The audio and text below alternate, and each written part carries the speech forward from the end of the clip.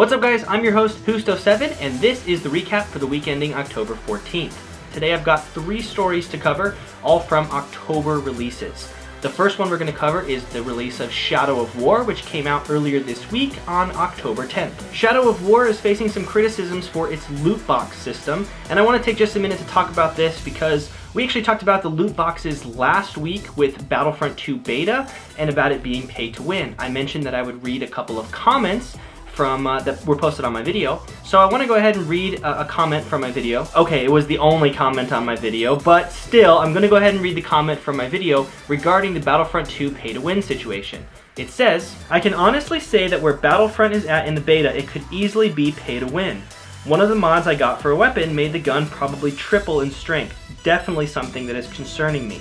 From Kuhani Gaming.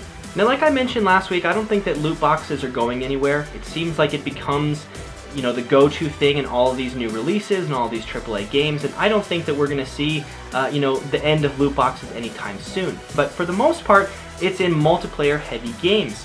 What's strange is that Shadow of War is very single-player heavy, and that kind of raises a unique thing with these loot boxes. Players can essentially get loot boxes which can give them better gear or can give them better orcs, allowing them to skip through sections of the game quicker, which kind of is confusing if you think about it. You're paying money to get a game, and then you're basically reducing the amount of time that you have to play that game by paying more money on the loot boxes. So it is a little bit of a confusing thing, and Shadow of War is definitely getting some criticism right now for the loot box system, and I'm curious what you guys think. Just like I asked last week with the multiplayer pay-to-win loot boxes in Battlefront 2, what do you think about loot boxes in a single-player heavy game? If I'm honest, does seem a little confusing. So I'm curious from both sides. If anyone comes on the video, leave a comment. I might read some of your comments next week. Next up, we've got another October release that's actually releasing next week, and that is South Park: The Fractured But Whole. Now, if you guys don't know, this game actually has already had some controversy surrounding it. One of the things that has been a little bit stirring the pot with the South Park, South Park always stirs the pot with all of its content, let's be honest, but the difficulty slider in the game is actually based on the darkness of the player's skin tone. So the lighter the skin tone, more white, easier experience. The darker the skin tone, more black, more difficult experience.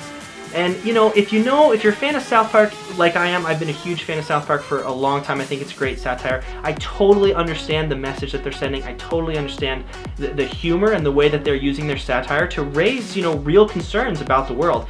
But it has caused a lot of controversy and a lot of backlash from the game based on the difficulty slider with the color of the player's skin. Well, brace yourself, because it seems like we're in for even more controversy, as now that early review copies of the game are out, there also appears to be numerous sort of gender options from your character, including pansexual or transgender.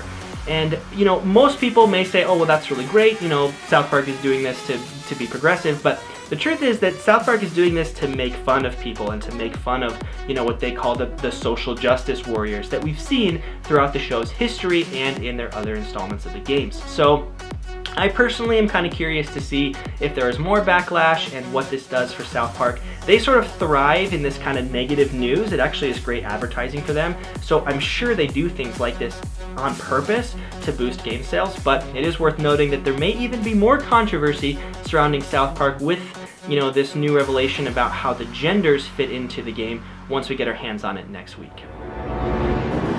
The final story of the day is from another upcoming release, not next week, but the following week, October 27th, and that is Assassin's Creed Origins. And the reason this is relevant today, not only that it's a cool game that's coming out soon, is that we also got a live action trailer for Assassin's Creed, which I personally think is really cool. Now, there was a movie, a full feature-length film for Assassin's Creed that came out, I think it was earlier this year.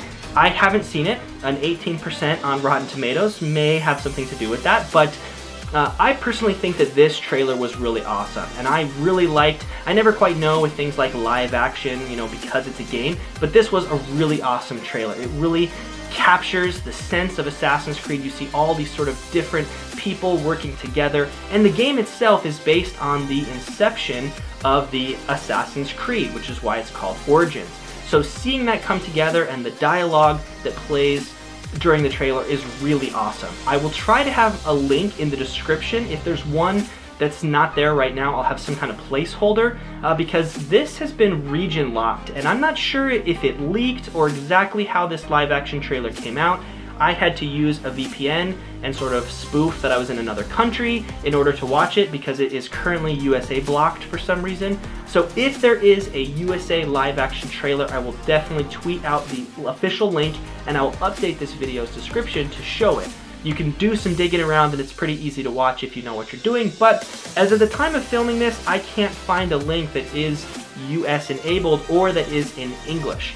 So like I said, I'll update it, but the trailer is really cool and I definitely recommend watching it. And I'll just also, even though I haven't played the game yet, you know, I don't have a review copy or anything, but I'm definitely looking forward to picking up Assassin's Creed Origins later this month as well. So if you're curious about a review, you can subscribe to my channel and you'll see some gameplay both on Twitch, and I'll have a review and any like tips or tricks. I've been a big fan of the Assassin's Creed series for a long time, and I'm really looking forward to the next installment with Assassin's Creed Origins.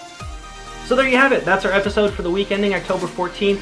3 stories and 3 launches all coming in October. There's plenty more to cover next week since it's, like I said, is 4th quarter. We'll be having a lot more launch titles coming out soon, and I'll be sure to cover all of those launches and any other gaming news that comes up. Leave me a comment and I may read some of your comments on a future episode, and as always, thanks a lot for watching.